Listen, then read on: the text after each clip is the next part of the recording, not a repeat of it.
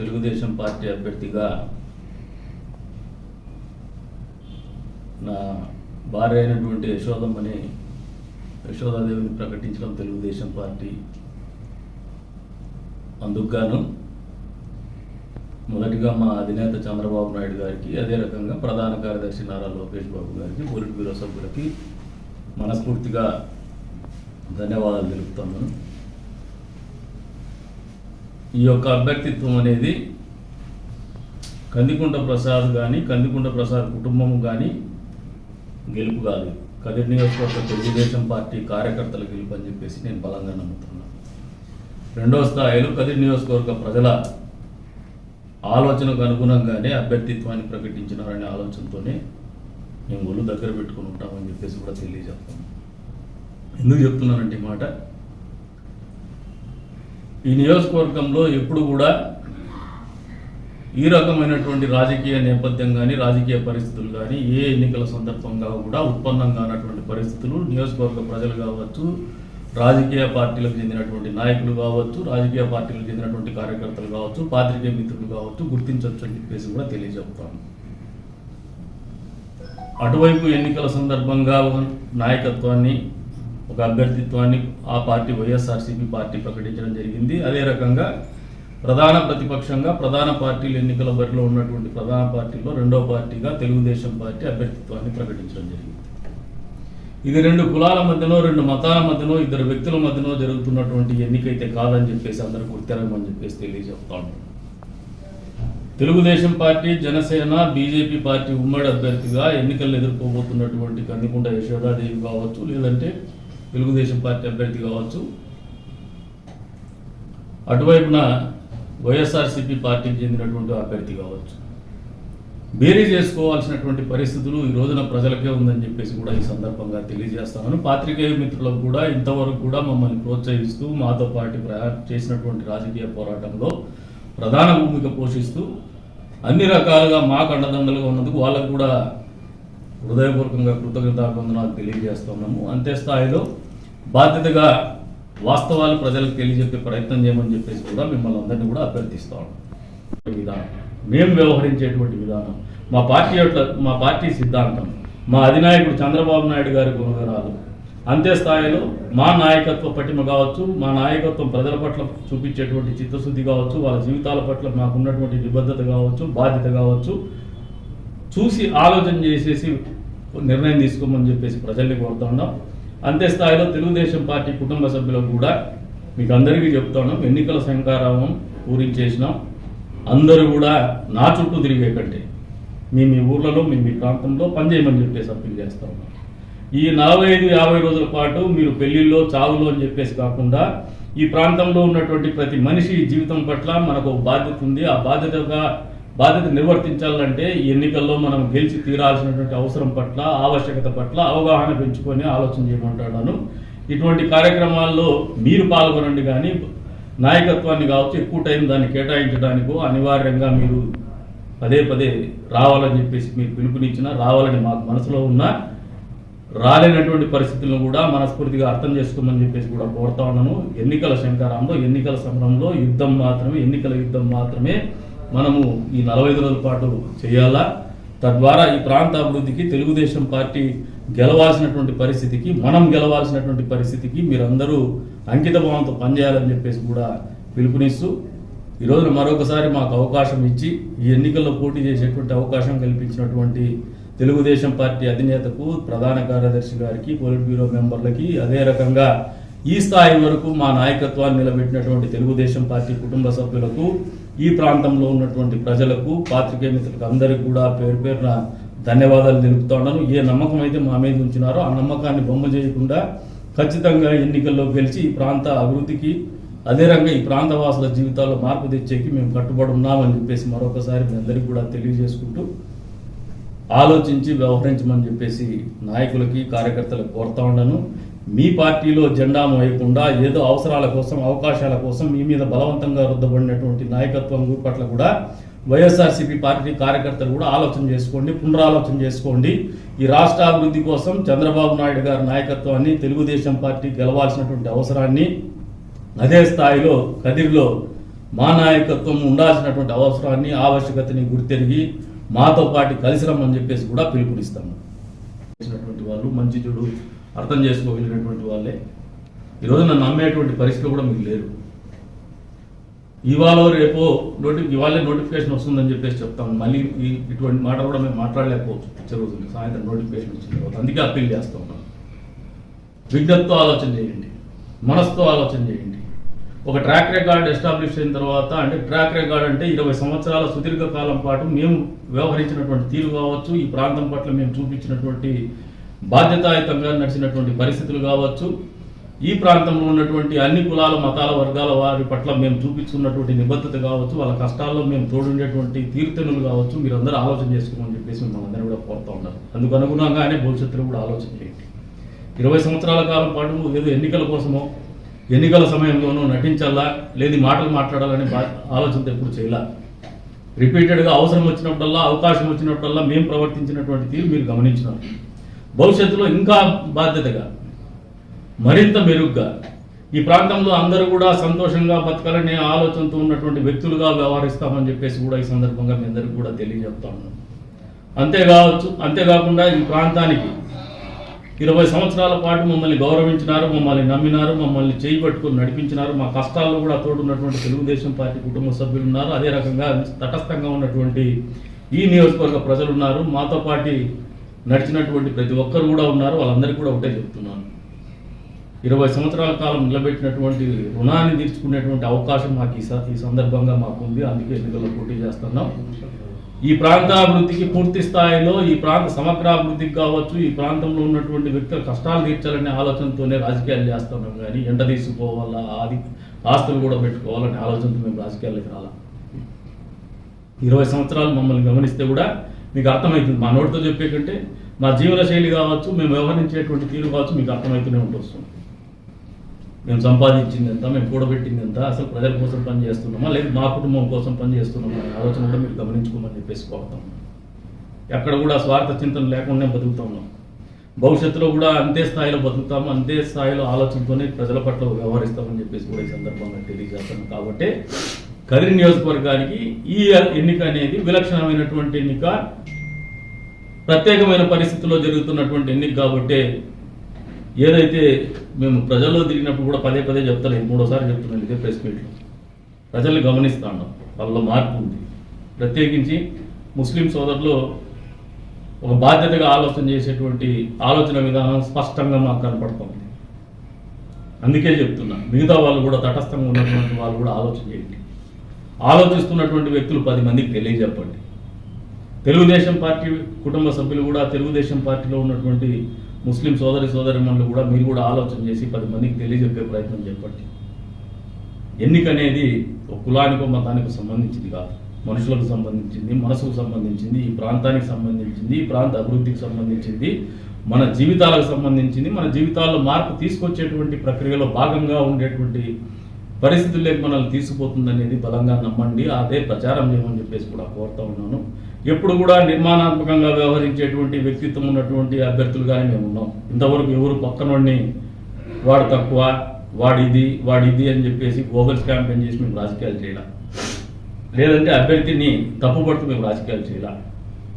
మేము ఎప్పుడు కూడా మేము పనిచేసినటువంటి విధానం, మేము వ్యవహరించేటువంటి విధానం, మా పార్టీ సిద్ధాంతం, మా అధినాయకుడు చంద్రబాబు నాయుడు గారి గుణగణాలు, అంతే స్థాయిలో మా నాయకత్వ పటిమ కావచ్చు, మా నాయకత్వం ప్రజల పట్ల చూపించేటువంటి చిత్తశుద్ధి కావచ్చు, వాళ్ళ జీవితాల పట్ల మాకున్నటువంటి నిబద్ధత కావచ్చు, బాధ్యత కావచ్చు, చూసి ఆలోచన చేసేసి నిర్ణయం తీసుకోమని చెప్పేసి ప్రజల్ని కోరుతా ఉన్నాం.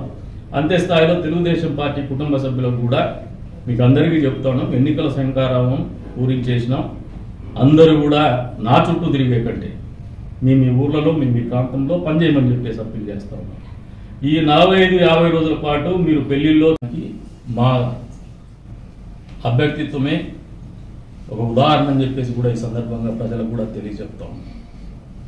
ఇది 2 కులాల మధ్యలో, 2 మతాల మధ్యలో జరిగేటువంటి ఎన్నిక కాదని చెప్పిన ఇందాకనే. ఇది 2 సిద్ధాంతాల మధ్యన,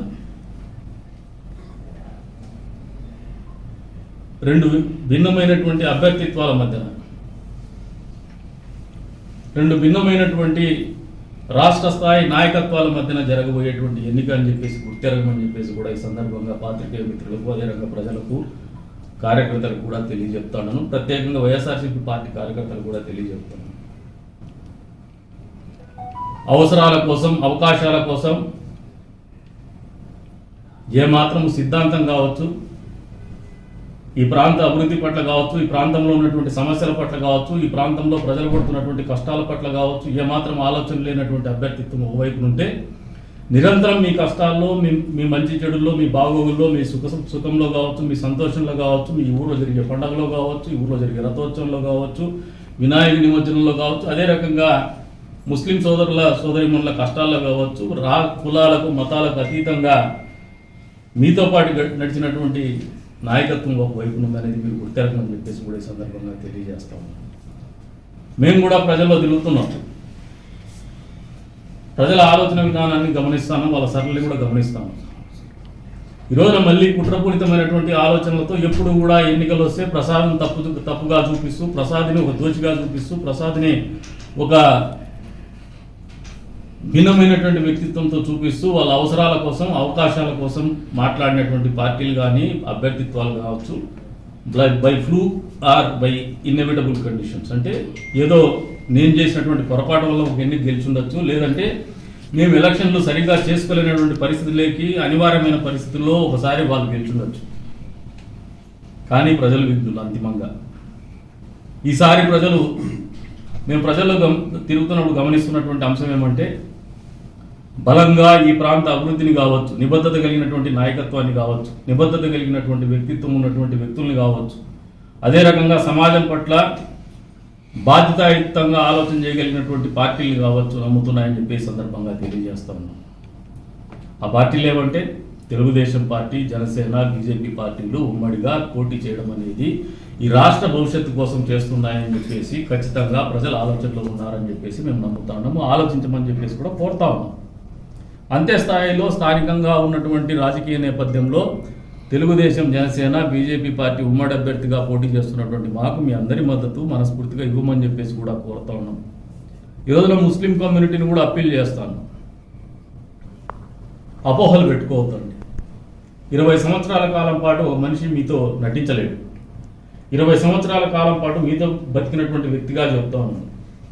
మీ గౌరవం కానీ, మీ ఇంట్రెస్ట్ కానీ, మీ ఆచార సాంప్రదాయాలు కావచ్చు ఎక్కడ భంగం వాటిల్లో చేసేటువంటి పరిస్థితుల్లో మేము రాజకీయాలు చేయలేదు. ఇంతవరకు కాపాడుకుంటూనే వస్తా ఉన్నాం. ఊరంటే మాకు వల్లమాలిన ప్రేమ ఉంది. ఈ ఊరు భవిష్యత్తులో కూడా ఉంటుంది. భవిష్యత్తులో మళ్ళీ ప్రజలు ఇక్కడ బతుకుతారు, మనుషులు ఇక్కడ బతుకుతారనే ఆలోచనతోనూ ఊళ్ళు దగ్గర పెట్టుకుని ఆలోచించేటువంటి వ్యక్తిత్వం ఉన్నటువంటి వ్యక్తులుగా మీకు అందరికీ కూడా చెప్తా ఉన్నాను.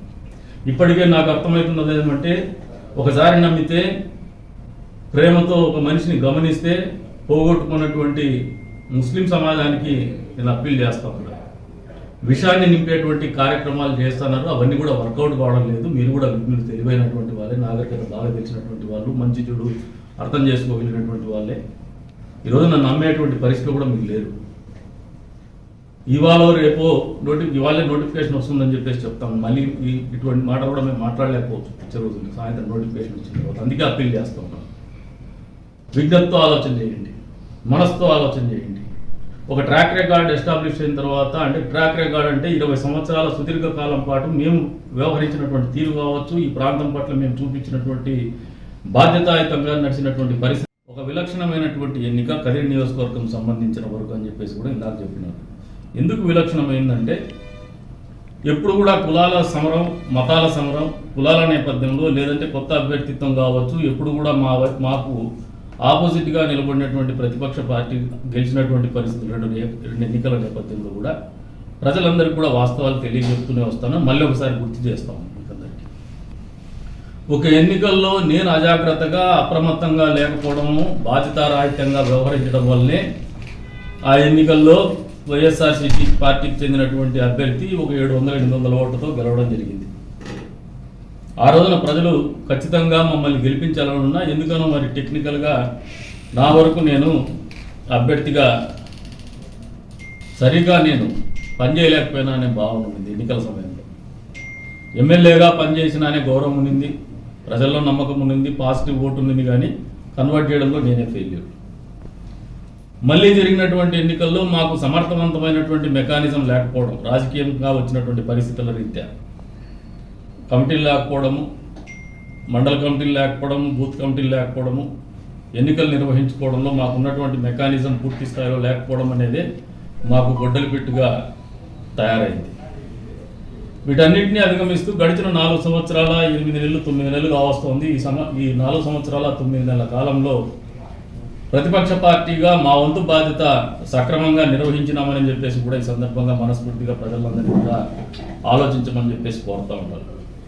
అందుకే ప్రత్యేకమైన పరిస్థితుల్లో ఈ ఎన్నికలు కదిరి నియోజకవర్గానికి ఉన్నాయని చెప్పేసి కూడా ఈ సందర్భంగా తెలియజేస్తాను.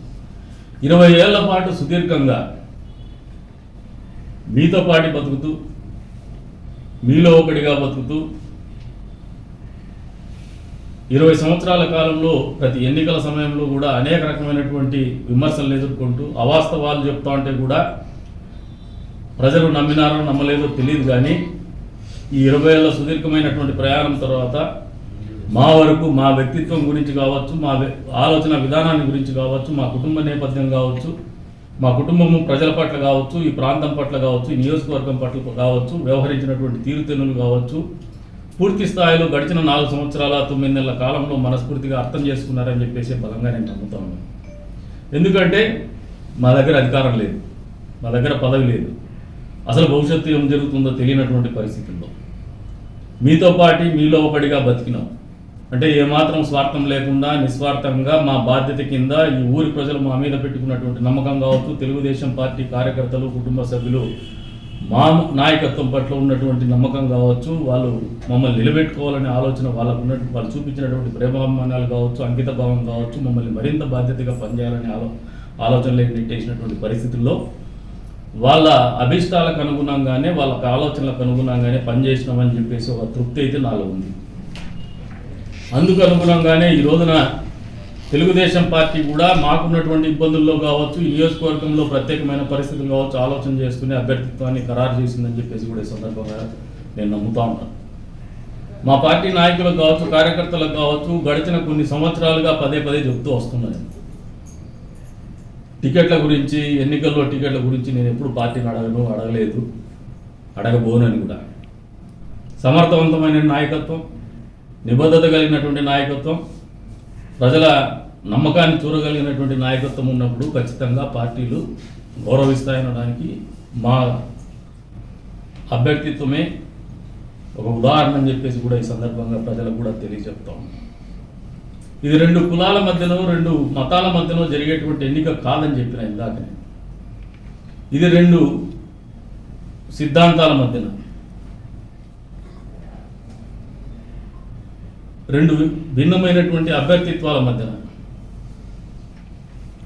2 భిన్నమైనటువంటి రాష్ట్ర స్థాయి నాయకత్వాల మధ్యన జరగబోయేటువంటి ఎన్నిక అని చెప్పేసి గుర్తెరగమని చెప్పేసి కూడా ఈ సందర్భంగా పాత్రికేయ మిత్రులకు అదే రంగం